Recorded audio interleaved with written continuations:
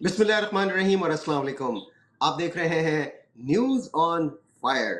आपको पता है कि इस प्रोग्राम में हम आपके लिए ताज़ा तरीन और गर्मा गर्म खबरें लेकर आते हैं और उन पर तज्जिया भी करते हैं। आज के शो में हम बात करेंगे, ड्रॉप साइट ने जो स्टोरी की है कि कॉमनवेल्थ के जो मुबस्सिरीन आए थे पाकिस्तान, उन्होंने जो इलेक्शन के बारे में रिपोर्ट मुरतब की थी, उसे क्यों इतनी ताख़ीर से अभी तक पब्लिश नहीं किया जा सका। कौन था इस ताख़ीर के पीछे, या कौन है और क्यों अभी तक वो रिपोर्ट पब्लिश नहीं की गई। उस रिपोर्ट में था क्या, इस पर बहुत ज़्यादा बात हो रही है, आपने दीगर शोज़ में भी सुनी होगी। हम कुछ इससे मुताल्लिक़ आपको इसका तज्जिया भी देंगे कि रिपोर्ट में क्या था और उसको क्यों नहीं अब तक पब्लिश किया गया।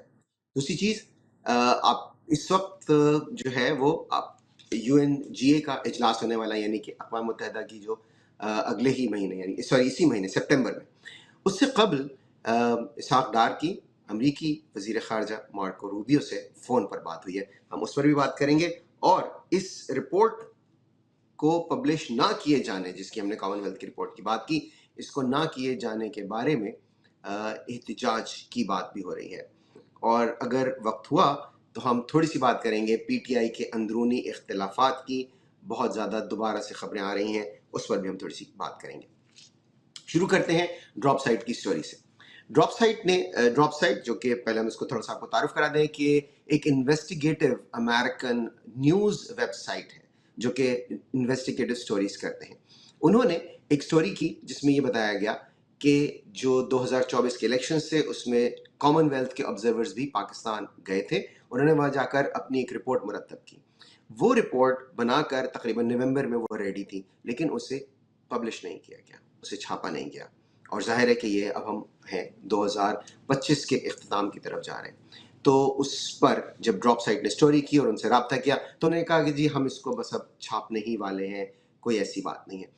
अब जो मैंने आपसे कहा था कि हम इस पर कुछ बात करेंगे कि ये क्यों रोकी गई रिपोर्ट, इस पर हमारी कुछ लोगों से बात हुई है, कुछ वाक़फ़ान हाल हैं उसमें, कुछ उसमें तज्ज़िया निगार हैं। तो हम आपको ये बताते हैं कि रिपोर्ट इतनी इसमें छापने में, इसकी पब्लिशिंग में ताख़ीर क्यों की गई और अब क्यों इस बात का इम्कान है कि ये छाप दी जाएगी।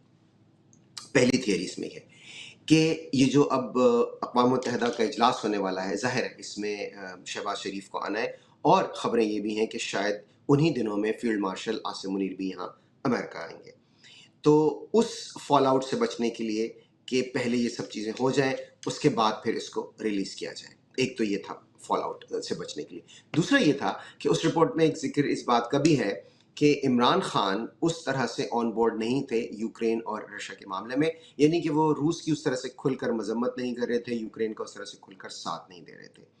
इसलिए उनकी हुकूमत के खिलाफ जो कार्रवाई की गई, अब चूंकि यूक्रेन की जंग इख्तिताम की तरफ बढ़ रही है, तो वो वाला मामला जो है उसकी कोई वो अब ऐसी इतनी ज़्यादा रेलेवेंस नहीं रहेगी। अब अगर उस पर बात हो भी जाए और पाकिस्तान में उसके ख़िलाफ़ कोई अवामी सतह पर कोई हो भी जाए, कोई गुस्सा, कोई इमरान खान की हिमायत में अगर कोई बात हो भी जाए, तो इतना ज़्यादा फ़र्क नहीं पड़ता, क्योंकि अब जो यूक्रेन की जंग है वो ऐसा लगता है कि इख्तिताम की तरफ बढ़ रही है, इतनी पुरानी हो गई कि उतना करंट टॉपिक नहीं था। तो ये दो तौजीहात पेश की जा रही हैं इस रिपोर्ट को अब तक पब्लिश ना करने की। अब बात करते हैं कि इस रिपोर्ट में है क्या। देखिए, इस रिपोर्ट में बहुत बड़े पैमाने पर बेकायदियों की बात की गई है। उसमें कहा गया है कि इंतखाबात में शफाफियत और पाकिस्तानी फ़ौज की मदाखलत की इसमें निशानदेही की गई है। रिपोर्ट में कहा गया है कि PTI जो पाकिस्तान तहरीक इंसाफ है, जो इमरान खान की जमात है, वो बहुत बड़े मार्जिन से ये इलेक्शंस जीत रही थी, लेकिन फिर नताइज तब्दील कर दिए गए और उन उम्मीदवारों को फ़ायदा पहुंचाया गया जो फ़ौज के हिमायत याफ्ता थे। रिपोर्ट में कहा गया कि पाकिस्तानी फ़ौज ने इंतखाबी अमल में बराह रास्त मदाखलत की, ख़ासकर वोटों की गिनती और नताइज की तब्दीली में। इंतखाबात के दिन इंटरनेट और मोबाइल सर्विसेज की बंदिश से वोटर्स की मालूमात तक रसाई महदूद की गई, जो धांधली का अहम हरबा था। इसके अलावा PTI के कारकुनों और उम्मीदवारों को गिरफ्तारियों और दबाव के जरिए इंतखाबी मुहिम से रोका गया, जो गैर मुनसिफाना माहौल का सबूत है। रिपोर्ट के मुताबिक कुछ पोलिंग स्टेशंस पर वोटों की तादाद मशकूक तौर पर तब्दील की गई। इंतखाबी कमीशन की जानिब से शफाफियत के फक़दान और गैर जानिबदारी की कमी ने इंतखाबात की साख को شدید نقصان پہنچایا ہے. The report goes on اور ہم اس پہ بظاہر مزید بھی بات کر سکتے ہیں. اچھا، اب اس رپورٹ میں آپ نے دیکھ لیا کہ یہ رپورٹ اور اس پر پھر ڈراپ سائٹ کی سٹوری. اس میں واضح طور پر لکھا ہوا ہے کہ الیکشن عمران خان کی جماعت جیت رہی تھی. اب میں ذرا ان لوگوں سے کچھ بات کرنا چاہوں گا جو عمران خان کو مغرب کا ایجنٹ کہتے ہیں. کوئی شرم ہوتی ہے، کوئی حیا ہوتی ہے. اگر عمران خان ویسٹرن کنٹریز کا ایجنٹ ہوتا تو ویسٹرن کنٹریز اس رپورٹ کو، جس میں صاف صاف لکھا ہوا ہے کہ اس کی جماعت الیکشن جیت رہی تھی، اسے اتنے عرصے تک روک کے رکھتے. وہ تو فوراً یہ رپورٹ چھاپ دیتے، کیونکہ وہ کہتے کہ جی عمران خان کی جماعت الیکشن جیت رہی تھی. اور انہوں نے اس رپورٹ کو روکا بھی کس لیے؟ انہوں نے اس وقت کی جو موجودہ حکومت ہے اس کے اور اسٹیبلشمنٹ کے کہنے پہ روکا. اب آپ یہ کہیں گے کہ جی تو کیا اس کا مطلب ہے اسٹیبلشمنٹ اور حکومت، جو موجودہ حکومت ہے وہ ویسٹ کے اعلی کار ہے؟ ہرگز نہیں. دیکھیے، ملکوں کے درمیان مفادات ہوتے ہیں، کچھ پوائنٹس آف کنورژن ہوتے ہیں جہاں ان کو لگتا ہے کہ وہ لوگ مل کے کام کر سکتے ہیں. آپ لوگوں نے کیا طریقہ اپنا لیا ہے؟ آپ کو کوئی بات اسٹیبلشمنٹ کی پسند نہیں آتی، آپ کہتے ہیں کہ جی یہ بیرونی ممالک کے اعلی کار ہے. عمران خان کو آپ کہتے ہیں یہ بیرونی ممالک کا ایجنٹ ہے. نواز شریف کو آپ کہتے ہیں یہ مودی کا یار ہے. بے نظیر کو آپ کہتے ہیں کہ جی وہ سیکیورٹی رسک ہے. یہ غلط ہے. دیکھیے، اگر پاکستان کی اسٹیبلشمنٹ میں یا پاکستان کے جو ٹاپ کے پولیٹیشنز ہیں، اگر ان میں کوئی بھی بیرونی ممالک کے اعلی کار لوگ ہوتے تو پاکستان کبھی بھی ایک نیوکلیئر اسٹیٹ نہیں بن سکتا تھا. یہ بات آپ ذہن میں رکھیے، کبھی بھی نہیں ہو سکتا تھا.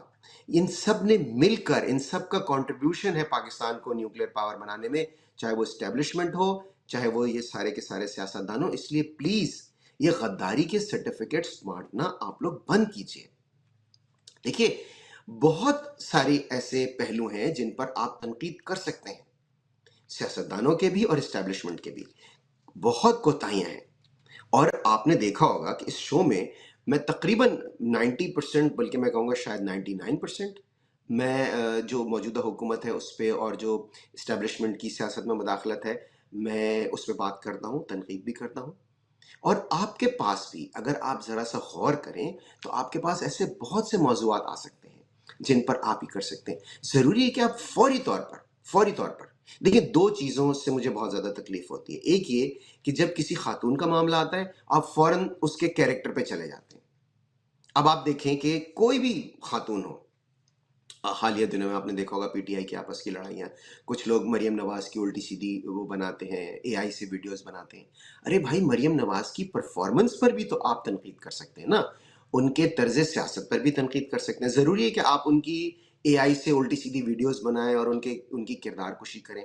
اسی طرح سے جو دیگر خواتین ہیں ان کے ساتھ آپ یہ کریں. اچھا، یہ تو ہو گیا خواتین کا معاملہ.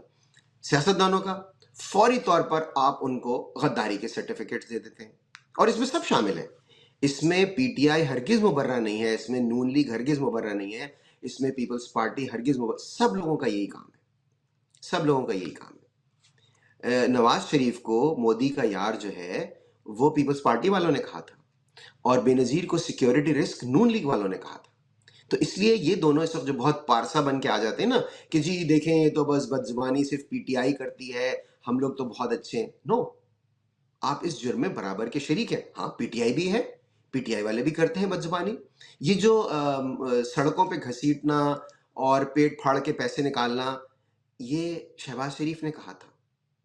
اور جیسے ابھی میں نے کہا کہ مودی کا یار جو ہے وہ انہوں نے کہا تھا، پیپلز پارٹی والوں نے ان کو کہا تھا. اور جب رانا ثناء اللہ پیپلز پارٹی میں تھے تو وہ کس قسم کی زبان استعمال کرتے تھے؟ نون لیگ کی خواتین کے لیے. اور جب شیخ رشید تھے اس میں نون لیگ میں تو وہ بے نظیر بھٹو کے لیے کس قسم کے الفاظ استعمال کرتے تھے؟ مطلب، اور اس کے ساتھ ساتھ پھر آپ فوراً غداری کے سرٹیفکیٹس بانٹنا شروع کر دیتے ہیں. اچھا، اس میں اسٹیبلشمنٹ بھی بری ذمہ نہیں ہے. پہلے وہ لوگ یہ کام کرتے تھے کہ جی کون غدار ہے، کون کس کے پاس حب الوطنی کا سرٹیفکیٹ ہے، کس کے پاس نہیں ہے، وہ لوگ کرتے تھے. اب فرق کیا پڑا ہے؟ اب فرق یہ ہوا کہ اب سوشل میڈیا آ گیا ہے، اب انہوں نے بانٹنے شروع کر دیے. اب اس میں انہوں نے سب کو ایک لائن میں کھڑا کر دیا ہے. اب وہ اسٹیبلشمنٹ کو بھی نہیں بخشتے، اب وہ ان کو بھی کہتے ہیں کہ جی آپ کے مفادات ہیں، آپ کی جائیدادیں ہیں بیرونی ممالک میں، اس لیے آپ وہاں جا کر سیٹل ہو جائیں گے، اس لیے آپ کو پاکستان کا مفاد عزیز نہیں ہے۔ سیاستدان تو پہلے ہی تھے اس صف میں۔ پلیز یہ کام مت کیجیے۔ دیکھیے میں اس بات کا اعادہ کرتا ہوں، اس بات کو دہرا رہا ہوں، آپ انہیں جتنے بھی پاکستان میں جو بھی لوگ ہیں اس وقت ڈیسیشن میکنگ رولز میں، چاہے اس میں بیوروکریٹس ہوں، اس میں سیاستدان ہوں، اس میں اسٹیبلشمنٹ کے لوگ ہوں، اس میں ججز ہوں، اس میں صحافی ہوں، آپ ان پہ کئی طرح کے الزامات لگا سکتے ہیں۔ آپ انہیں انکمپیٹنٹ کہہ سکتے ہیں، آپ انہیں کرپٹ کہہ سکتے ہیں، آپ انہیں سیلفش کہہ سکتے ہیں، آپ انہیں یہ کہہ سکتے ہیں کہ جی وہ نیپوٹزم میں بلیو کرتے ہیں، یعنی اپنی اقربا پروری ان چیزوں میں، لیکن نہیں آپ انہیں کہہ سکتے کہ وہ بیرونی ممالک کے ایجنٹ ہیں۔ دیکھیے یہ بہت غلط بات ہے، کوئی نہیں ہے، میں نہیں مانتا کہ پاکستان میں اگر اس طرح سے کوئی ہو اور وہ اتنے اعلیٰ عہدوں تک پہنچ جائے، اور اس کا سب سے بڑا ثبوت میں نے آپ کو بتایا کہ یہ ہے کہ پاکستان ایک نیوکلیئر اسٹیٹ ہے، اور پاکستان ایک بہت مضبوط فوج اس کے پاس ہے، یہ ہو ہی نہیں سکتا تھا۔ میں ہرگز یہ نہیں کہہ رہا کہ پاکستان میں ایسے لوگ نہیں ہوں گے جو ملک کے مفادات کے خلاف کام نہیں کرتے ہوں گے، ایبسلیوٹلی ناٹ، میں یہ نہیں کہہ رہا، دنیا کے ہر ملک میں ہوتے ہیں، لیکن اتنی بڑی تعداد کہ آپ ہر کسی کو یہ کہہ دیں۔ اور دیکھیں یہ جن لوگوں کا میں نے نام لیا، جو لوگ وزرائے اعظم کے عہدوں پر رہیں، بالکل نہیں، میں بالکل یہ کہہ سکتا ہوں کہ ایسا ہرگز نہیں ہے کہ ان میں سے کوئی بھی کسی بیرونی ممالک کا ایجنڈا ٹو کر رہا۔ ان کی پالیسیز سے آپ اختلاف کر سکتے ہیں، بالکل ہو سکتا ہے ان کی فارن پالیسی آپ کو ایسا لگتا ہوگا کہ جی پاکستان کے خلاف ہے، لیکن ایسا ہرگز نہیں ہے کہ وہ دانستہ طور پر پاکستان کے مفادات پہ سودا کریں۔ یا آپ اسٹیبلشمنٹ کے لوگوں کو بھی کہہ سکتے ہیں، میں خود بھی کہتا ہوں کہ انہیں سیاسی معاملات میں نہیں پڑھنا چاہیے، لیکن آپ یہ کہیں کہ جی وہ بیرون ممالک کے ایجنٹ ہیں، یہ غلط بات ہے۔ یہ غداری کے سرٹیفکیٹس آپ لوگ بانٹنا بند کر دیں۔ اور یہ دیکھ لیجیے آپ کے سامنے، آپ عمران خان کو کہتے تھے کہ جی وہ ویسٹ کے ایجنٹ ہیں، یہ اگر وہ ویسٹ کے ایجنٹ ہوتے تو یہ ویسٹرن کنٹریز ہی ہیں نا، یہ جو رپورٹ دبا کے بیٹھے ہوئے، یہ مشرق وسطیٰ میں تو نہیں دبی ہوئی نا رپورٹ، یہ یو کے میں ہی ہے نا، یہ وہیں کامن ویلتھ کی ہی ہے نا، تو پھر کیوں؟ اور وہی ظاہر ہے کیپٹل ہے ویسٹ کا، تو آپ اس طرح سے ان پہ الزامات لگا کر، اگر ان کو وہ عمران خان اگر ان کے ایجنٹ ہوتے تو ظاہر ہے اب تک تو وہ رپورٹ اسی دن ریلیز کر دیتے جس دن تیار ہوئی تھی کہ جی دیکھیں ان کی جماعت جیت گئی تھی۔ اس طرح کے کام مت کیجیے، غداری کے سرٹیفکیٹس بانٹنا بند کیجیے، نہ اپنی فوج کو برا کہیے، نہ اپنے سیاستدانوں کو یہ کہیے کہ وہ کسی کے ایجنڈے پہ کام کر رہے ہیں، کسی بیرونی ملک کے۔ ہاں آپس میں ضرور ہوں گے، بالکل ہے، یہ سب ہیں، مجھے ان سب سے بہت شکوہ ہے، میں اپنے پروگرام میں اس کا اظہار کرتا ہے، تو میں دن میں 2 ویلاگس کرتا ہوں اور میں ڈٹ کے تنقید کرتا ہوں ان لوگوں پہ، لیکن ان کے طرز سیاست پہ، ان کے طرز حکومت پہ، ان کی غیر شائستگی پہ، ان کی بے اصولی پہ، ان کی عہد شکنی پہ، لیکن ان کی حب الوطنی پہ نہیں۔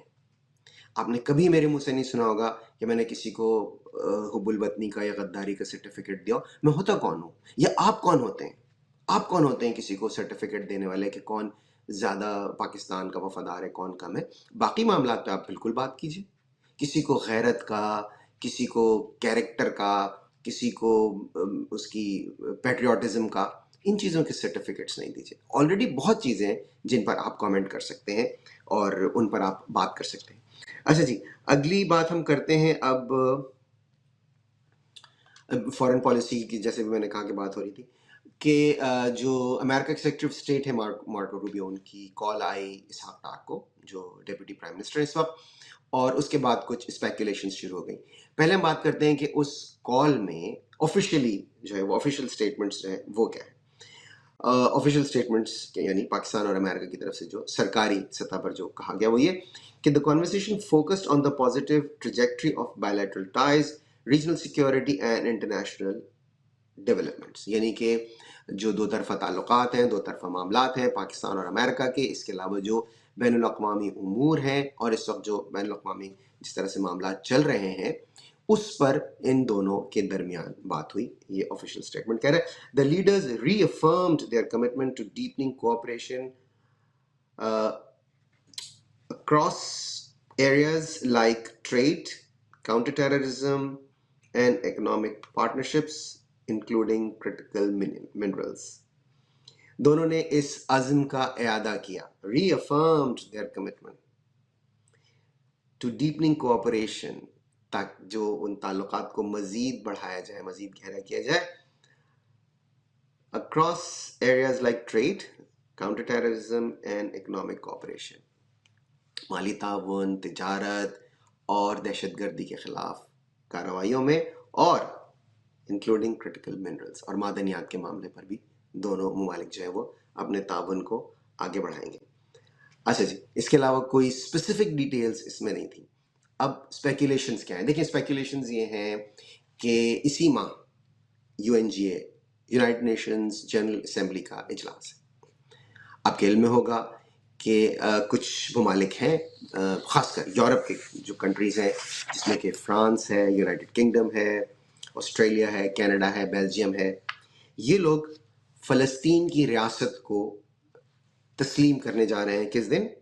22 सितंबर को ये लोग फ़लस्तीन की रियासत को तस्लीम करने का इरादा रखते हैं। उसमें कैवियाट है, यानी कि एक शर्त है कि वो जो वहाँ पर इस वक्त यरमाली हैं, जो हॉस्टेजेस हैं, उनकी रिलीज़, और उस पर बाकी आगे बात होगी। अब ज़ाहिर है अमेरिका इस मूव के ख़िलाफ़ है। अमेरिका नहीं चाहता कि फ़लस्तीन की रियासत को तस्लीम किया जाए, और उन्होंने कहा है कि इससे बल्कि जो इस वक्त अमन की कोशिशें हैं उन्हें नुकसान होगा।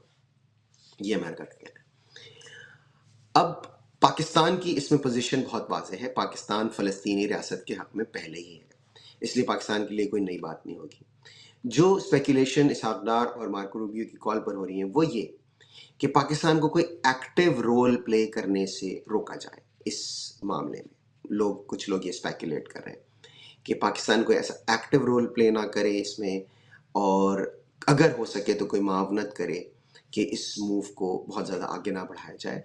तो इसलिए ये हो रहा है। ज़ाहिर है पाकिस्तान की एक पोजीशन है फ़लस्तीन के मामले पर। पाकिस्तान एक फ़लस्तीनी रियासत के क़याम का ख़्वाह है, उसकी हिमायत करता रहा है।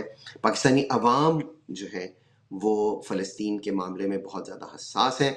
ये अलग बात है कि अभी हालिया दिनों में जब चल रहे थे वहाँ पर, जब इसराइल वहाँ हमले कर रहा था, तो जो पाकिस्तानी वहाँ मुज़ाहरे करना चाहते थे अपने मुल्क में, उनको मुज़ाहरों की आज़ादी उस तरह से हासिल नहीं थी। कुछ मुज़ाहरे हुए, यकीनन हुए, ऐसा नहीं है कि एक भी मुज़ाहरा नहीं हुआ, लेकिन बहुत जगह रोका भी गया। इसलिए ज़ाहिर है इससे कुछ सवालिया निशान खड़े हो गए हैं कि क्या उस तरह से पाकिस्तान की जो कमिटमेंट है एक स्टेट ऑफ पैलेस्टाइन के लिए, उसके बारे में कुछ लोग सवालात उठा रहे हैं। अब ठीक है, ज़्यादा दूर नहीं है, यही महीना है, अगले हफ्ते तक सूरत हाल मज़ीद वाज़ेह हो जाएगी। लेकिन चूँकि इस वक्त ये ख़बर चल रही थी, और जैसे कि हम कहते हैं कि ये न्यूज़ ऑन फायर है, और जो भी खबर चल रही होती है हमारी कोशिश होती है कि हम आपको उसके बारे में आगाह करें। एक और ख़बर जो चल रही है, जो हम अपने प्रोग्राम में अक्सर कवर करते रहते हैं, वो है नवाज़ शरीफ के बारे में। वो पाकिस्तान की एक हरदिल अज़ीज़ शख्सियत थे किसी ज़माने में, अब नहीं है। अब उन्हें मतलूबा सहूलत मैसर नहीं है, अब वो बिल्कुल भी मकबूल नहीं है। अब उन्हें ख़ुद नहीं पता कि वो कहाँ हैं, वो बल्कि बिल्कुल उनकी कैफियत इस वक्त ये होगी कि मैं कौन हूँ, मैं कहाँ हूँ, मैं यहाँ क्यों हूँ, मुझे यहाँ कौन लाया। पहले वो कहते थे मुझे क्यों निकाला, अब वो कहते हैं मुझे क्यों बुलाया, मुझे यहाँ कौन लाया, मैं यहाँ कैसे पहुँच गया। तो वो तो इस वक्त इस कैफियत में है। तो उनकी एक ज़माने में उन्होंने बहुत अच्छी, मैं समझता हूँ कि गवर्नेंस जो है पाकिस्तान में, अगर गवर्नेंस, गुड गवर्नेंस अगर किसी शख्स से मंसूब की जा सकती है, जिसे बानी कहा जा सकता है मौजूदा पाकिस्तान में, तो वो नवाज़ शरीफ है। इसमें तो कोई शुबा नहीं है। मैं उनकी मुखालफत करता हूँ, मैं उन पर तनकीद करता हूँ, बहुत डट के करता हूँ, लेकिन जो बात सच है उसे मान लेना चाहिए कि नवाज़ शरीफ ने काम तो किया और गुड गवर्नेंस उन्होंने मुतारिफ़ कराई है पाकिस्तान में। लेकिन इस वक्त उनकी हालत बहुत बुरी है, बल्कि अगर थोड़ा सा इनफॉर्मल अंदाज में गए तो हालत पतली है बेचारे की। इस वक्त उनकी हालत पतली है, उन्हें खुद समझ में नहीं आ रहा। लेकिन अब सुनने में आ रहा है, हमारे कुछ सोर्सेज ने हमें ये बताया है कि उनसे बातचीत चल रही है कि उनको शायद कुछ सियासी सरगर्मियों का मौका दिया जाए।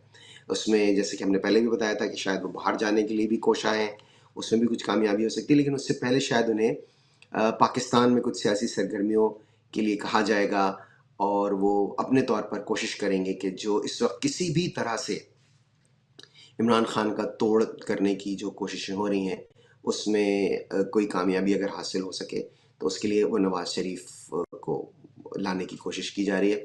देखिए, इमरान खान के बारे में एक बात तो माननी पड़ेगी। وہ کاتب تقدیر سے کچھ ایسا لکھوا کر لائے ہیں کہ ان کی مقبولیت میں کوئی کمی نہیں آ رہی، اور ان کے مقابلے میں کوئی ایسا لیڈر ابھر نہیں رہا جو ان کی مقبولیت کو کاؤنٹر کر سکے، چاہے وہ نواز شریف ہی کیوں نہ ہو۔ دیکھیے، اگر واقعی میں عمران خان کی ٹکر پر اگر کوئی لیڈر پاکستان میں ان کے سامنے آ سکتا ہے تو وہ نواز شریف ہو سکتے تھے، لیکن وہ بھی نہیں ہے۔ تو جیسے میں نے کہا کہ وہ کاتب تقدیر سے کچھ اس طرح کی مقبولیت لکھوا کر لائے ہیں کہ وہ غیر مقبول ہو ہی نہیں رہے، لوگ انہیں پسند کر رہے ہیں اور پسند کیے ہی جا رہے ہیں۔ اب یہ ایک ایسی بات ہے کہ ظاہر ہے اس پہ آپ ان کوشش تو کر سکتے ہیں، لیکن ابھی تک کوئی کامیابی نہیں ہو رہی۔ انہیں غیر مقبول کرنے کی جتنی بھی کاوشیں کی گئی ہیں وہ تمام کی تمام ناکام ہوئی ہیں، تو نواز شریف کو لانا جو ہے وہ اسی کاوش کا ایک حصہ ہو سکتا ہے۔ اب دیکھتے ہیں کہ اس میں ان کو کس حد تک کامیابی ہوتی ہے۔ آخری سٹوری جو ہم نے آپ سے کہی تھی وہ یہ کہ جو یہ کامن ویلتھ کی رپورٹ ہے، اس پہ شاید پاکستانی یو کے میں کوئی پروٹیسٹ کرنے کا سوچ رہے ہیں۔ اب وہ کر پاتے ہیں نہیں کر پاتے، مٹیریلائز ہوتا ہے یا نہیں، وہ ایک الگ بات ہے۔ اور ظاہر ہے وہ پی ٹی آئی لیڈ ہوگا۔ پی ٹی آئی کی بات ہو رہی ہے تو پی ٹی آئی کے اندرونی اختلافات ایک بار پھر بڑھ رہے ہیں، اور آپس میں لوگ ایک دوسرے پر بہت شدید الزامات لگا رہے ہیں۔ علی امین گنڈوپور پر بہت شدید تحفظات ہیں۔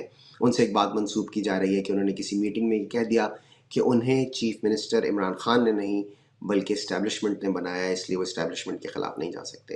اس بات کی تردید بھی آئی ہے، لیکن کچھ لوگ یہ کہہ رہے ہیں کہ پی ٹی آئی کے کچھ لوگ کہ علی امین گنڈوپور اب قابل اعتماد عمران خان کے یا قابل اعتبار نہیں رہے ہیں، اس لیے انہیں اس عہدے سے ہٹ جانا چاہیے یا انہیں ہٹا دیا جانا چاہیے۔ آگے دیکھتے ہیں کہ یہ سچویشن کیسے انفولڈ ہوتی ہے، لیکن یہ ضرور ہے کہ پی ٹی آئی میں اس وقت اندرونی اختلافات پھر سے بڑھ رہے ہیں۔ آنے والے دنوں میں یہ کس طرح سے انفولڈ ہوتے ہیں ہم آپ کو باخبر رکھیں گے۔ آپ ہمارا شو ضرور سبسکرائب کیجیے تاکہ اس طرح کی مزید خبریں آپ کو ملتی رہیں، اور ہمارے شو کو لائک بھی کیجیے۔ اپنا خیال رکھیے، خوش رہیے اور باخبر بھی۔ اگلے شو میں انشاءاللہ تعالیٰ آپ سے پھر ملاقات ہوگی۔ اللہ حافظ۔